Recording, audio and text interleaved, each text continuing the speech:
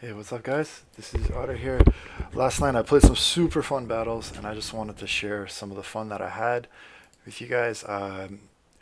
Here's a matchup starting off featuring Girly Knight, unknown with a whole bunch of numbers, Berserker Wolf of War, myself, Alfair, and Botrix. Girly Knight's playing the Bloody Hands. Unknown is playing the High Elves. Bretonia is being played by Berserker, and then I'm playing the Dark Elves. Alfair is playing his Chaos, and Botrix is playing his Skaven. So Alfair, Botrix, and I are all playing sort of what I would consider to be our mains. Over here, what do we have? King Luankur on a Pegasus, so not on his traditional Bucus. That's a bit of an unusual pick. So Grail Knights, Knights of the Realm, nothing too crazy back here. Pretty standard Bretonian army. The only twist is that he brought two trebuchets. For the Greenskins, there's Wurzeg, and then for the High Elves, we have Tyrion and a Lore Master, super tanky and tough to deal with that combo because they just don't die. And then there's a Sun Dragon. Over here, we have Goblin Big Dust and a bit of Skirmish Cap. On our end, we've got Ikit Claw on the Doom Wheel, or Doom Flare. It's on the old-fashioned Doom Wheel. There's the Hell Pit Abomination. I've got myself with malekith. And then there is Death Hag, just for fun. Also brought the Blades of the Blood Queen, again, just for fun. I wanted to keep them in reserve until late in the game to see if I could get some value out of them. On the right flank, skirmishing is going on here. The mounted yeoman archers are going to be taking some pot shots into the rear of these Marauder Horsemen. Probably these Marauder Horsemen could have just turned around and killed them, but maybe that was part of the plan for the Bretonians. They just wanted to buy more time for the trebuchets to shoot. Maybe you could just ignore them and just charge right into the peasant bowmen, or I don't know, but Archaons decided to come over here and help out his bros with the mounted yeomen, and the charge in there is going to certainly turn that battle in favor of Chaos. It looks like they are right next to the edge of the map, so if they do rout, they're going right off the map. That'll be a nice pickup for Chaos.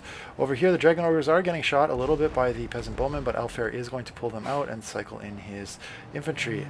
Bretonian Cavalry rotating over to the flanks. Over here, Botrix is screening the High Elves, just trading shot for shot, like with Eagle Claw Bolt Throwers, Slingers, and all kinds of other madness. Savage Orcs are getting caught up by some shots. I'm pushing up into the middle. I'll be engaging with the Greenskins.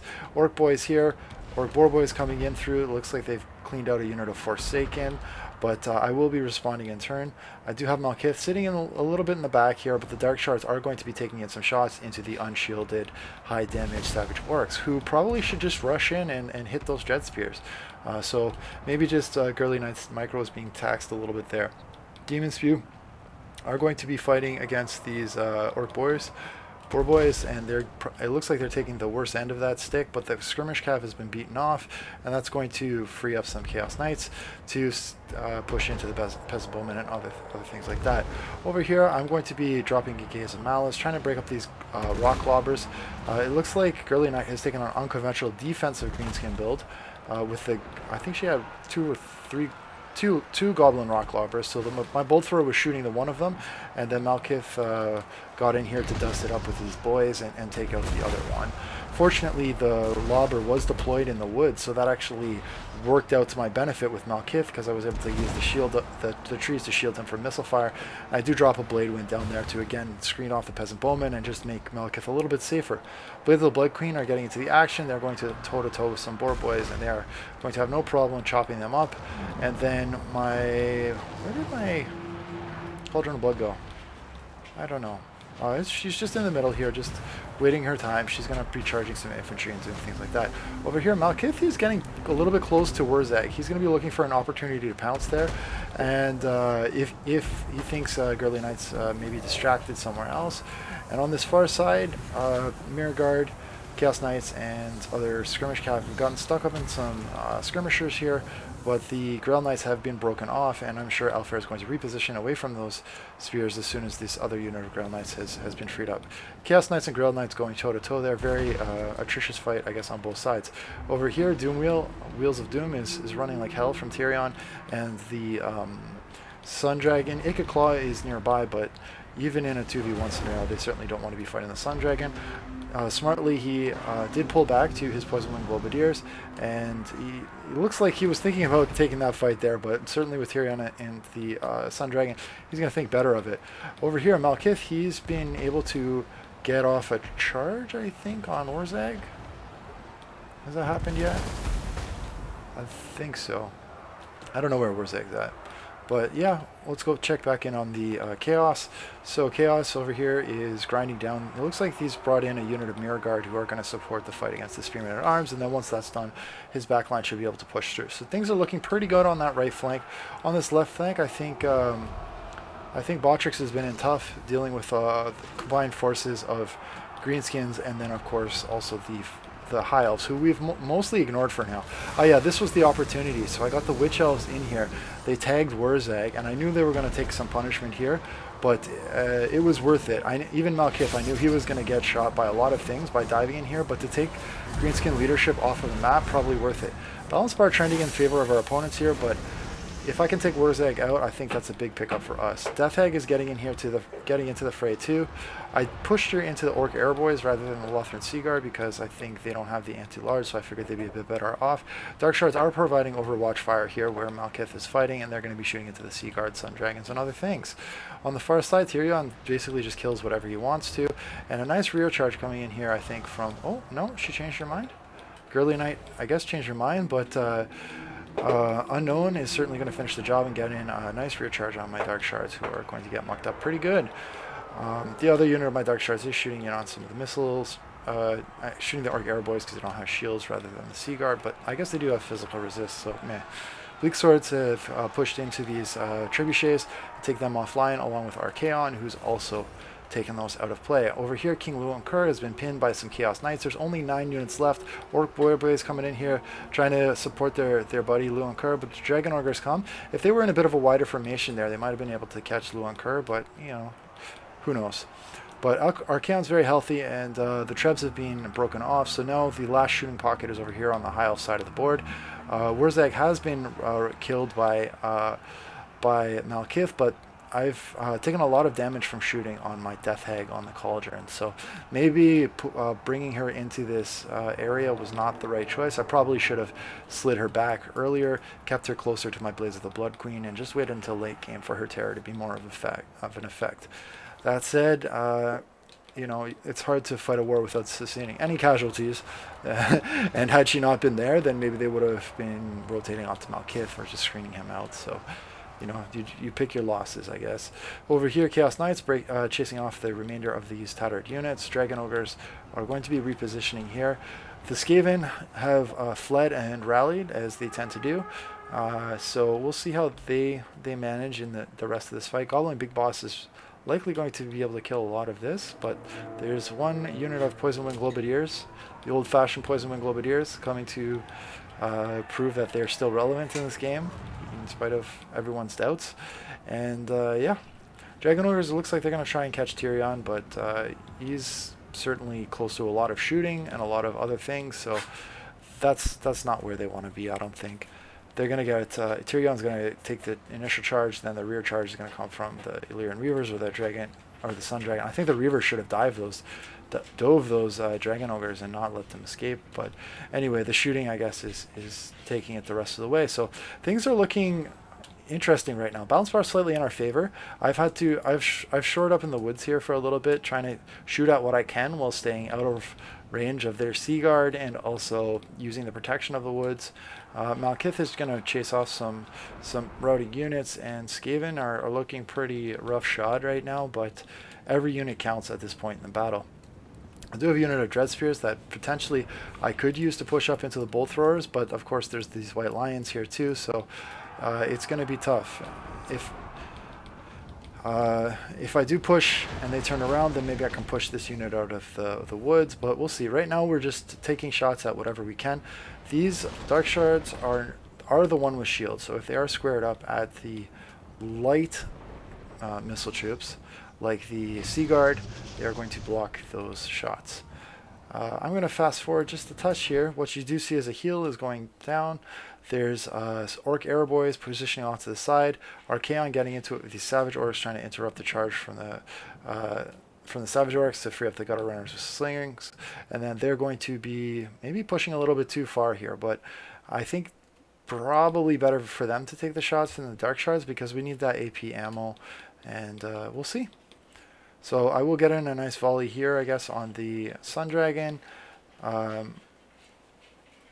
A lot of skirmish play here. You can see it's very back and forth. We're all just micro positioning. I'm going to slow it down right here. So White Lions, 2 units are coming in here along with the Lothran Sea Guard, and in return we are screening out the cavalry with a little bit of poison.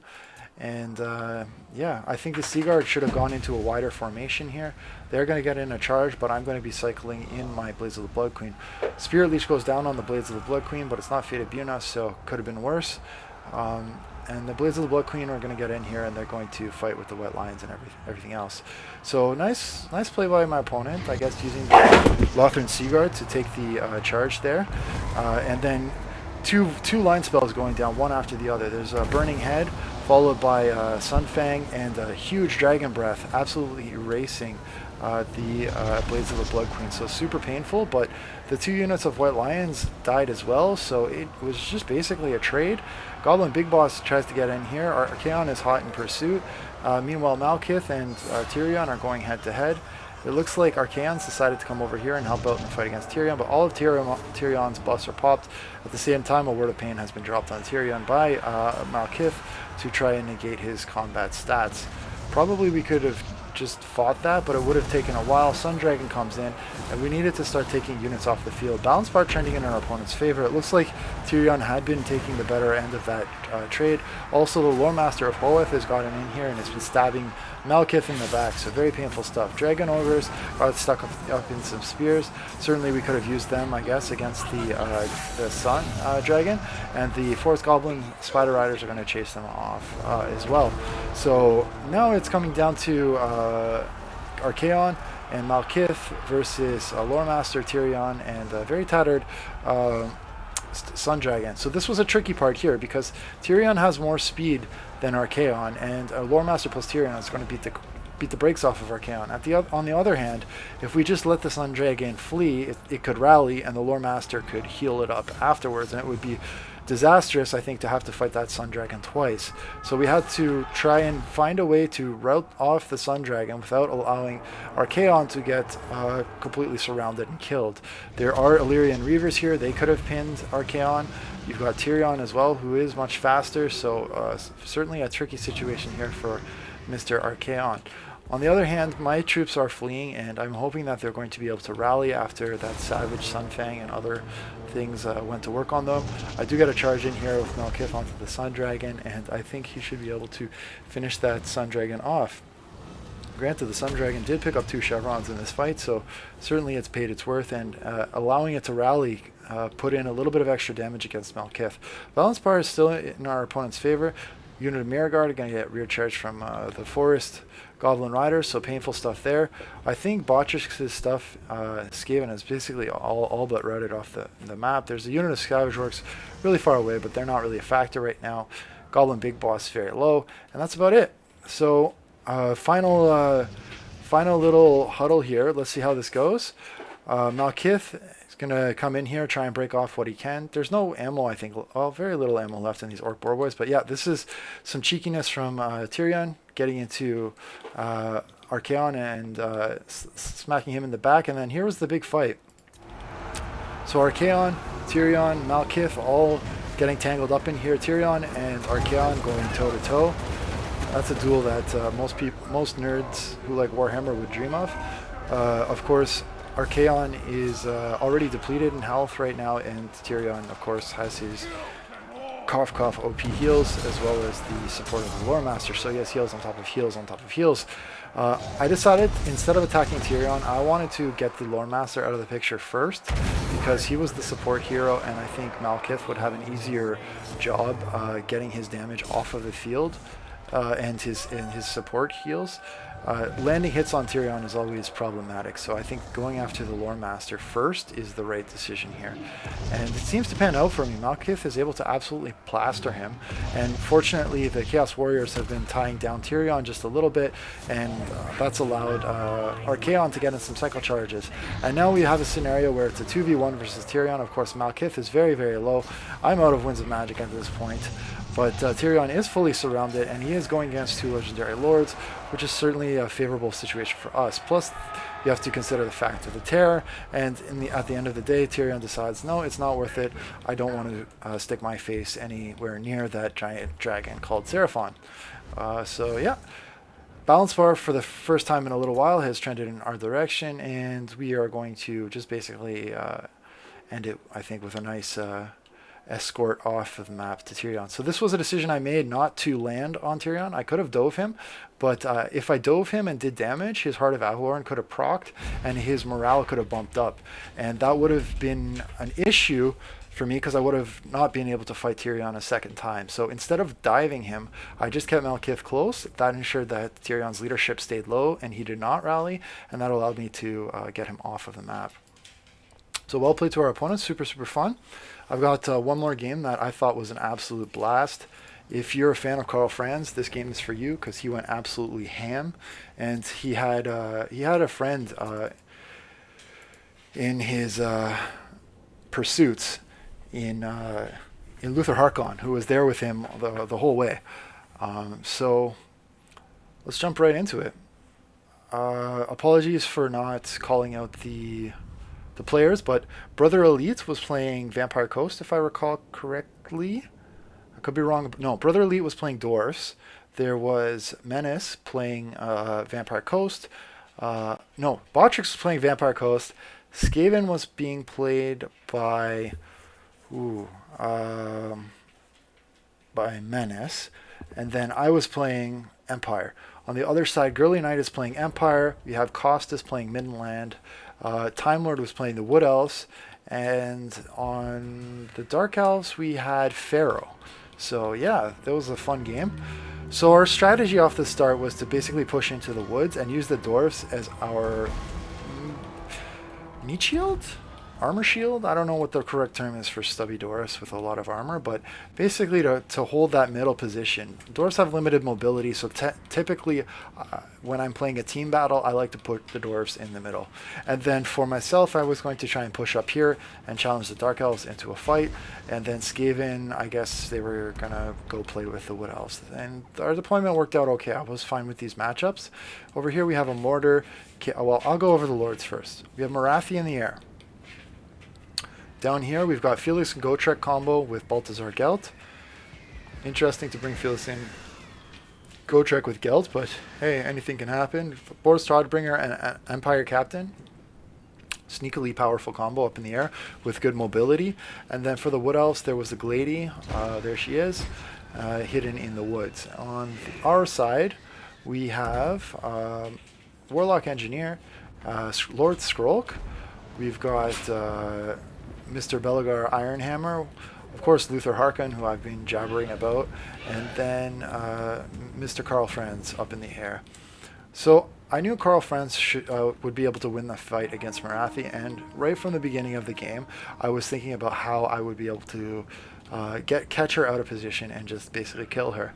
I did have a light wizard with me who was on a Pegasus mount, which was super, like it's a very fast mount, so you can fly in there, net of Amantok, and then drop the hammer with Karl Franz. So I was waiting for an opportunity to do that combo, but there was a lot of Dark Riders sort of screening me out here, so I had to be patient. Of course, the Dark Riders here, Dark Shards as well, so 4 units of AP missiles, so I needed to hold off a little bit for that. I did try and push into the mortar and get some shots in with the silver bullets. That didn't, I didn't have enough time for that, but 2 charges of the Empire Knights are going to hit on the Black Ark Corsairs. I'm going to avoid these Dread Spears. Fortunately, I do get in some free charges there. On the other hand, some shots in the back will come from the Dark Shards. I don't know if it was worth it. You'd be the judge. Probably not. But anyway, my infantry's pushed up and has been relatively healthy now, and these Corsairs would have been able to kill basically all of my infantry, so probably it was worth it if you ask me. Over here, the Dwarf Warriors are going to tangle it up with the Swordsmen, so nice stuff from Brother Elite to just take that middle position and rock it like a boss.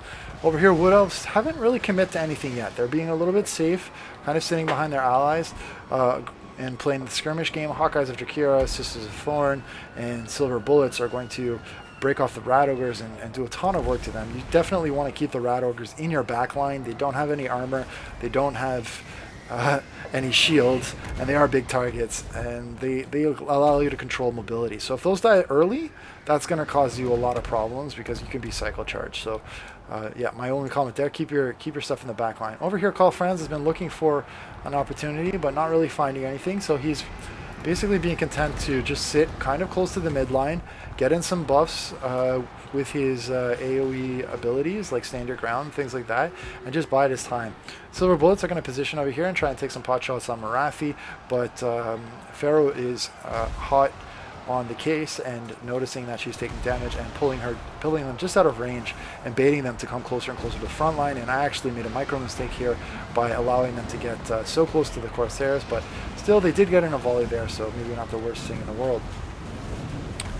Over here, it looks like it's kind of a wash between the Dwarfs and the Empire front line. I think there's a little bit of clumping up going on here to have 2 units of Longbeards, or a Longbeard and Dwarf Warrior against Swordsman, but they are going to break through.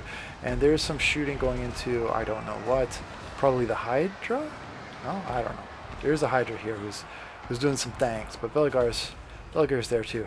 Over here, things are looking pretty dicey for the Skaven. With the Rat Ogres off the field, you're going to start to see some charges from the Pistoliers. This is fine. They're basically just getting kited to death right now. Without the ability to poison things, it can become a very difficult situation, or just screen with tons of clan rats.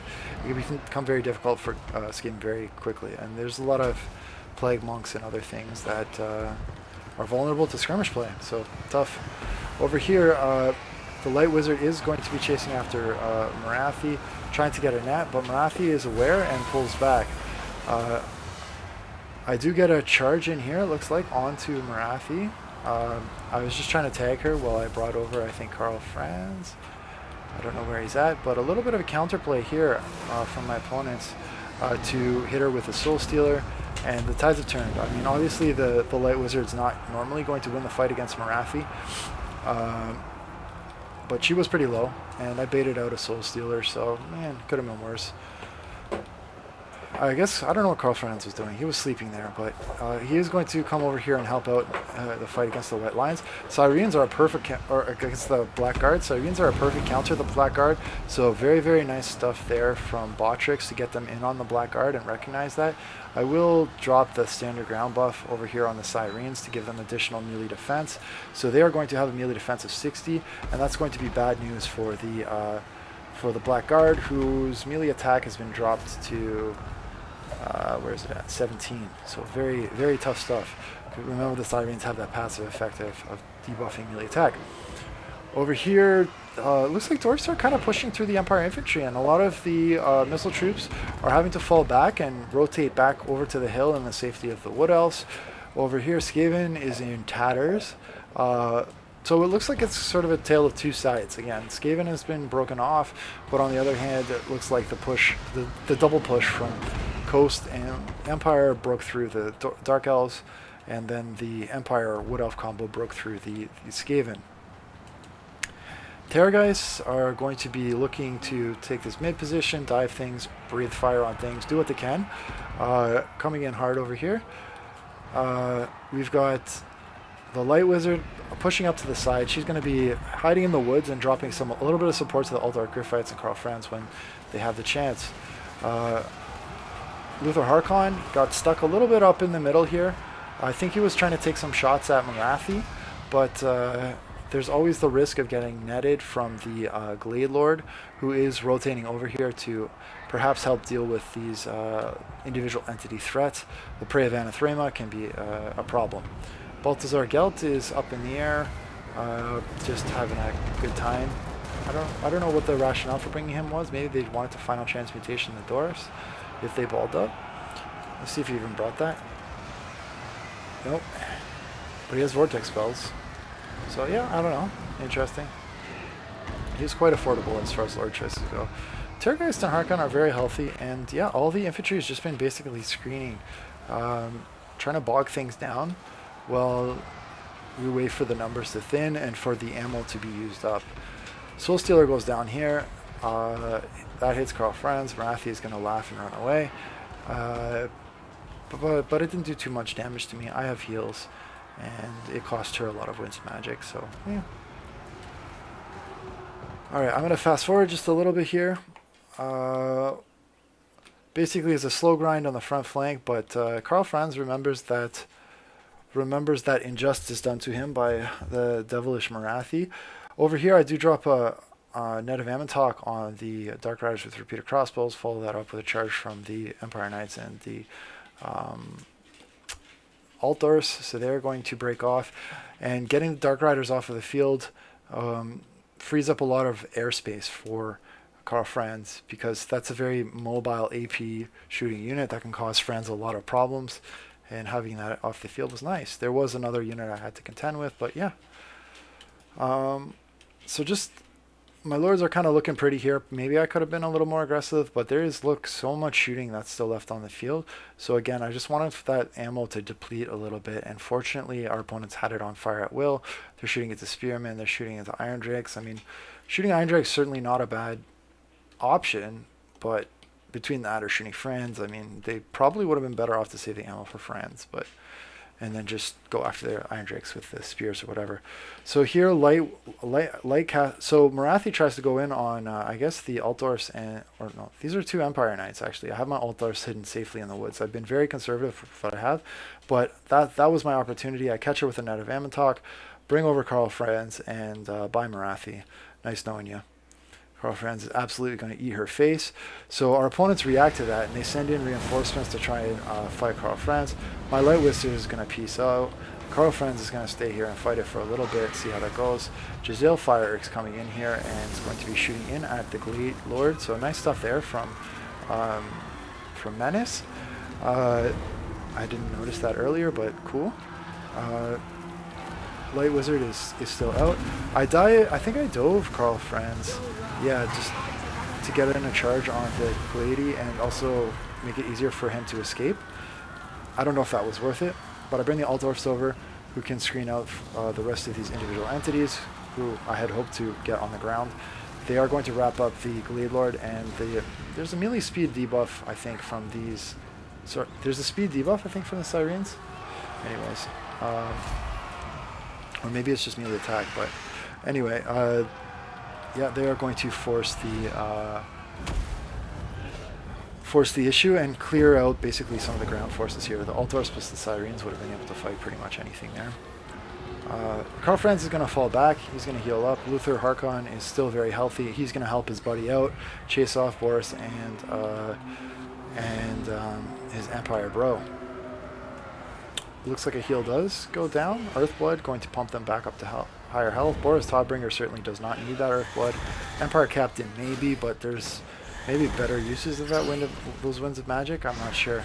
But with them falling back, Glade Lord got stuck out here a little bit. Going to get in a nice charge there with Karl Franz. And Glady is going to be running for her life. She does drop sort of a panicky Prey of Anathrema there, just to bail herself out. It is in the middle of a giant shooting pocket, so this was a scary moment for me. If all the guns turned onto Karl Franz right now and just pounded him, that could have been the end of Karl Franz. But there was Boris, there was the Empire Captain, who are going to follow up. Again, Luther Harkon bailing out Karl Franz, just buying him some real estate. Overcast Regrowth is going to go down here. And Karl, I believe it was Overcast, I don't know for sure it was. And the Terrorgeist are going to swap in and go toe-to-toe with Boris Toddbringer. They do decide to fall back because, again, there is an overwhelming amount of missile fire, and they can regen up, so no need to go balls deep. You can fall back, heal up, and try again. And then over here we have Hydra pushing in, and the Giselle still netting a little bit of value, but they're pretty much out of ammo now. The Dwarf Thunderers are running for their lives, but they will not escape the Hydra. These Trollhammer torpedoes probably could have turned around and just started shooting them point blank. And that is exactly what I think they will try and do. Maybe they're on skirmish mode because it looks like they're not just shooting when they could be. I'm going to fast forward a little bit because I have a dog who's getting a bit anxious here, and I have to take him out. But yeah, fire is coming down, going to melt that Hydra. It would be nice if those torpedoes got spread out a little bit so that the Hydra wasn't disrupting 3 units with one charge, but Hydra's about to go down from the damage from the torpedoes, flame, and especially the fire damage because it does have a weakness to regen. A couple of big charges are going to go in here. Make sure the Hydra doesn't come back. Over here, Belgar is going to get charged in turn from Balthazar Gelt and the other heroes of the Empire. Luther Harkon taking a beating, drops a breath, hits the halberds. Pretty good value there. Going to fall back again. So really the Lions are just trading back and forth, and they're both anchored by, you know, high power flying heroes and then a bit of a screen, but our front line is very thin. There's still a lot of shooting left. Balance bar is even, but I am starting to doubt if we're going to have the staying power to keep up with the number of infantry units that are left on that squad. Over here, we have an absolutely huge fight going down between Boris Todbringer and Karl Franz. Standard ground's been popped. Light wizards in here. There are halberdiers, but at the same time, it's very rare to get opportunity to fight Boris Todbringer. I have my Lore of Life caster in here as well, and I thought, you know what, he's losing this fight. Let's stick it. I'll take the halberd hits, and hopefully we can kill him faster than I take the damage from the halberds. He is wavering. Karl Franz is very, very low, but fortunately, Mr. Boris Todbringer decides that he is not going to mess with Mr. Franz, and he breaks off, and I was so relieved because if we lost that fight, it was 100% game over. But Karl Franz is beyond shattered right now. That was a terrifying experience for him. So he's going to basically have to retreat to the safety of the woods. I do have that Griffites who have been keeping in reserve for most of the match. They do cause terror, and they are going to start causing problems to our opponents who have used a lot of their shooting. They can get into the Sisters of Thorn. They can start cycle charging things. And Karl Franz, I'm just bringing him right to the edge of the map. I don't want anything going near him and just scaring him away, because with his leadership that low, there's a good chance he's never coming back. Boris actually just is feeling brave and does come back as well. Let's just check in on their health. Boris is sitting at 33 HP. Karl Franz is sitting at 86 HP. So Karl Franz with 3 times as much HP as Boris. Victory is assured. Just kidding.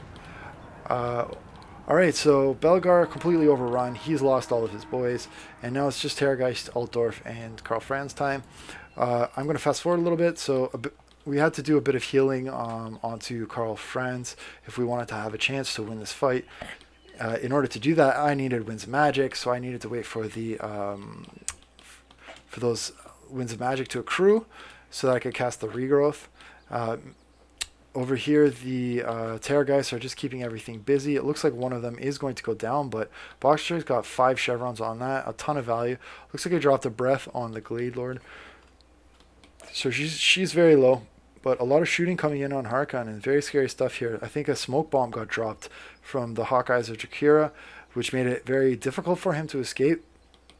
But he does have regen. He can fight these Empire heroes, and he will do that. He might have taken out Boris. I'm not sure. I think Boris was so low, so I'm guessing that Botrix might have finished him off. So there's just the Glady and the Balthazar Gelt, but yeah, balance bar trending in our opponent's favors. Again, I'm just buying time to save up some Winds of Magic here. I have a unit of infantry and the Altdorf Griffites, so I apologize for sort of the lag in the action here. I do have it on ultra fast forward, but yeah, it will. The day will come when Karl Franz comes back to the fray. Over here, the Altdorf Griffites are going to get in some cycle charges. Eternal Guard will try and respond, and the Empire Knights will also try and respond. And here's where things get crazy. So 2 Empire Knights, a very depleted unit of Eternal Guard, which gets terror routed, fortunately, and then a whole bunch of Blade Guard and a Grey Wizard. So nice play there by Costas to dive his Grey Wizard into the battle. It can certainly turn the balance, right? If it's getting in smacks on those Altdorf Griffites. If it's not surrounded, it can chop down models. So I had to counter attack with my Light Wizard, and it looks like my Light Wizard is doing some all-in damage there. The Griffites are wavering, and so I was like, okay, it's now or never. If Karl Franz doesn't get in here and support the Griffites, the game's over. I'm going to drop the standard ground proc as soon as I get in here, I believe, just to keep the Griffites going. The regrowth is down. He's got Golem Miraz, everything. I dive the Grey Wizard, and everything starts to terror out once the Encourage effect is off the field. There's a desperate attempt from the Empire captain to, I guess, finish off or pin Karl Franz. I don't know, but it didn't work out for him. So he died. So again, Encourage is down. Empire Knights are terrified, and everything's going to start chain rounding. All of a sudden, things were looking so bleak. Balance bars trended in our direction. Now it's just if we can get Gelt off of the field, then I think we might be able to just cycle charge and use the leadership advantage to secure the victory. I have no winds of magic, so I could not drop a net of Amantok, but Luther Harkon had the Hornswaggle ability, which reduces the speed, I think melee defense and armor, or physical resistance, something like that. So Harkon was hot in pursuit. I was chasing with friends as well, but it looks like even with my Foe Seeker, I was not fast enough. Had we timed it together, the Foe Seeker and the Hornswaggle, we probably could have caught Harkon Geld much more easily. So in the meantime, they're all balling up in the woods because they figure, okay, if we're in the woods, there's going to be a penalty too large in terms of their melee attack. But yeah, Karl Franz going in here. He killed Marathi. He gave the business to Boris, and now he's going to be able to finish off Gelt. So I think that's two. I'll say 2.5 lords because I don't think he finished Boris. I think maybe Harkon did that, but 2.5 lords under his belt, going absolutely crazy. And in that final charge sequence, what you'll notice was Harkon went to charge onto the Glade Lord, and Time Lord, being a smart player, pulled his Glade Lord through the infantry, and then there was a unit of Cav here, which we had noticed, which responded to the charge of Harkon by going into Harkon. But instead of diving down straight away with Harkon, I had rotated Karl Franz around to the back, hit them with a rear charge. So when Time Lord came out the back, he got hit with Karl Franz, and then basically the Empire Knights were also getting rear charged. So that was enough to break everything else and secure the victory for our team. So super fun game, and my dogs are crazy now, so I gotta go. Bye.